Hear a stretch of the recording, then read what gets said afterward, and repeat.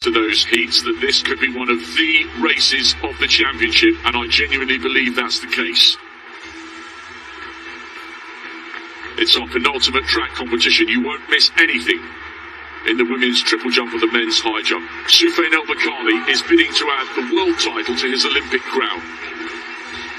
He's been brilliant this season. He's so fast over the 1500. He's gaining a reputation as someone who is so difficult to beat. Haile Selassie on the inside, 5th in Tokyo last year, national record holder for Eritrea. Now to El Bakkali. Bronze in Doha, silver in London. Can he complete the collection here and become the first non-Kenyan to hold the Olympic and world titles at the same time? Well, Hardy of France, European Team Championship silver last year. Concestas Kipruto, the former Olympic champion, the reigning world champion. He outdipped Lamacha Germa by 100th of a second in Doha 3 years ago. It was one of the greatest races we've seen. What about the Ethiopian? 3 times this season he's gone inside 8 minutes. Silver behind Kipruto in Doha, silver behind El Bakkali in Tokyo. Is it his turn for gold? Sablia of India, national record this year, unheard of for an Indian to run that fast, 8:12. Abraham Kibiwot of Kenya, Commonwealth silver 4 years ago, second in the Rome Diamond League in 8:06. He's in form this season. So too is Genet Wali, just off the podium in Tokyo and Doha, and he's a fine 5,000 metre runner. He's got brilliant speed endurance. Arce of Spain. Amare, African champion double in Mauritius over the 5 in the steeplechase. He's run 8:06 this season. Abdel Wahid of Italy, European under-23 silver in 2017. Martos of Spain, a European finalist. To Hilary Ball, the former Kenyan, proudly flying the flag for the United States. In the top 8 in Rio, in the top 8 in Doha, and the national champion for the United States. A world youth champion, a world youth silver, Leonard Bet on the second from the outside for Kenya, and then Evan Yeager with a slightly different haircut. This is Yeager Mark II, a torrid time with injuries, the silver medalist from Rio and the bronze medalist from London, delighted to be back in form, fit and healthy, and in the final. El Bakkali will be the favourite for this one. But if he wins, he might be pushed, quite literally, every step of the way. Don't take your eyes off this final for a second, the 3,000 steeplechase. I have never heard noise like it on the last 500 metres of the men's 10,000 final. This is a crowd that absolutely loves its distance running, and they will be enthralled here, not specifically about Hilary Ball, but because they know, Gail Divas, in this race, we are watching the best of the best of the best. The reigning Olympic champion, the former Olympic champion, the man who's finished second on both occasions. Cameraman stuck out on the track there, now just getting out the way. That's why the field split, but he now moves back on the inside, and he won't be making that mistake when they come round at the next time of asking. No.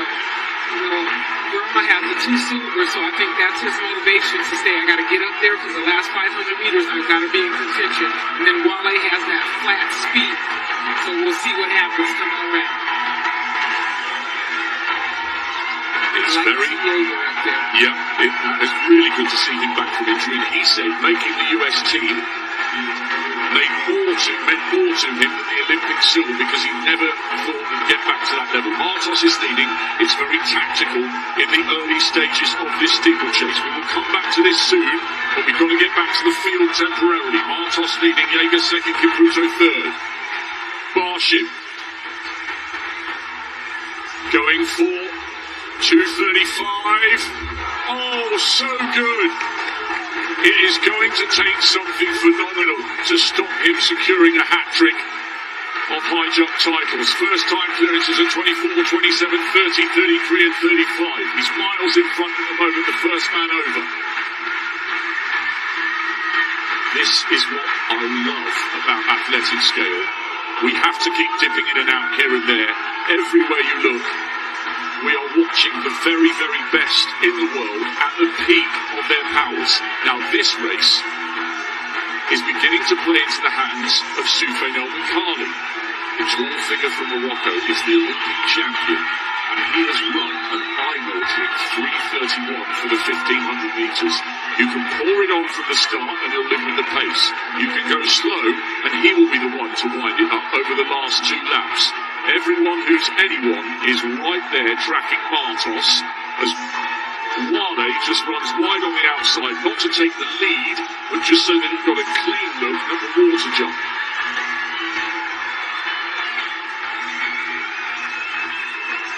You wonder if somebody's going to actually say, okay, I'm going to open it up, or are they going to wait to the finish? But like you said, no matter where they are in the race, Bakkali figures out, I know how to get this done. 2:57 for that first kilometre. By their standards, this is slow. Somebody needs to grab this race by the scruff of the neck. Germa leads. He has been so close to tasting glory on so many occasions, but now Concessless Kipruto comes to the front. This is a guy who's won it all, a world youth champion, a world junior champion. He's the reigning world champion and won the first of his 2 world titles in London 5 years ago. Car crash at the end of 2018. He's had all sorts going on in his life off the track, but he looks like he's approaching his best form, tucked in on the inside. He looked really comfortable. He was exchanging words in Swahili with Hilary Ball at the end of the semi-finals, or heats, or whatever you want to call them, and they're talking to each other again now on the inside, behind Lamic and Germa. And still no move from Soufiane El Bakkali, who is buried in the middle of the pack, as Baladi of France now comes up to try and turn this into a bit of an honest pace. And Concessless Kipruto has gone to the front, but he hasn't gone to the front to turn it on. He's just making sure he gets a clean look at the barrier. And the longer it stays like this, the likelier it is that we're going to see a massive burn-up from El Bakkali, who is just in the middle of the pack to the left of Evan Jager. It's very tight. That last 500 meters when we get there is going to be something epic.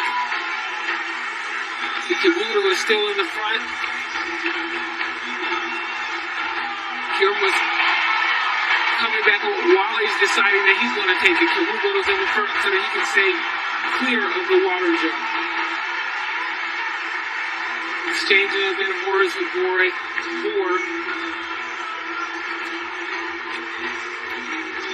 And here comes Martos on the outside. They're pushing and shoving, a little bit of elbowing. Coming round now with 3 laps to go.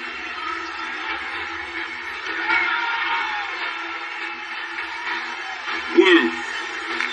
Second attempt, 2:35. Barship's got clean at the first time of asking. Oh, wow. What a final in prospect. What a climax we're going to have. He's still dancing. Now we're back with the steeplechase. 2.5 laps to go. Martos hitting the front with a tap in the back there from Bolhardi. This is always the danger when it gets tight towards the end. We don't want to see any fallers here. What an end to this race in prospect. Does it begin to play into the hands of Soufiane El Bakkali? I think it does, but who else could launch a mammoth sprint here? Is anyone going to go with half a mile remaining?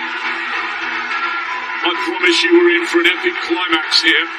Nobody's been prepared to commit just yet. When will the big move come? And who will it be? Bakkali is almost running wide into lane 3. Now he needs to get slightly closer to the front because, there's a faller there. That's always going to happen when it's so tight. El Bakkali needs to pay close attention here because if somebody suddenly bursts, they get the edge. If you go first and get 5 meters and then you both run at exactly the same speed to the end, That early acceleration can make the difference, and it was Beck, the world junior silver medalist, who fell. Such a shame for him. Wale has a little look across, and Haile Selassie is there. Kipruto and Moore keep nudging at each other.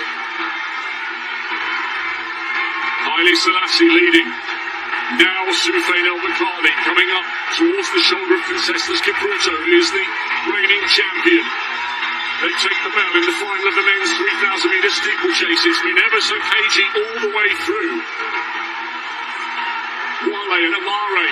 No move yet from Gerber. The two outstanding performers this season have a little bit to do. What a story this will be for Haile Selassie. He was fifth in Tokyo. Amare tried to come through on the inside, and he manages it somehow. Wale leads. Concestas Kipruto coming up on the outside. And another faller. It was Mari that fell. Gerber coming up onto El Bakkali's shoulder. But El Bakkali floats across the front. Now comes the acceleration. Kipruto is the defending champion. Gerber, silver in Doha. Silver in Tokyo. Can he somehow wrestle the gold away from Bakkali? No, he can't. El Bakkali becomes the first non-Kenyan to hold the world title as well as the Olympic title. And the silver goes to Gerber once again.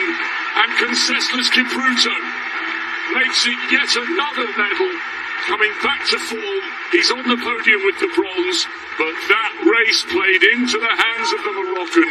The longer they left it, the better his chances of burning them up, and he did so. And in the end, he had room to spare. What a victory! And what a performance from Soufiane El Bakkali. The winning habit from Tokyo has followed him here to Eugene.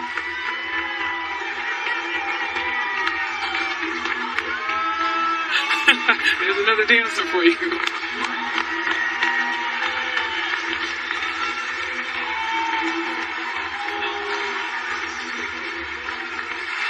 How do you beat a man who can run 3:31 for 1,500 metres with a beautiful hurdling technique? And we had two fallers in that race. It was bound to happen because it was so slow and bunched. Soufiane El Bakkali would embark on a lap of honour. What's he doing now? Here we go. Okay, flag over the legs. Okay, yeah, all right, yeah, I like that. Yeah, playing the air guitar. When you're the champion, you can do what you like. Yeah. I hope Gerber is pleased with that effort. I mean, what's he got to do to win a gold? It's yet another brilliant performance from him.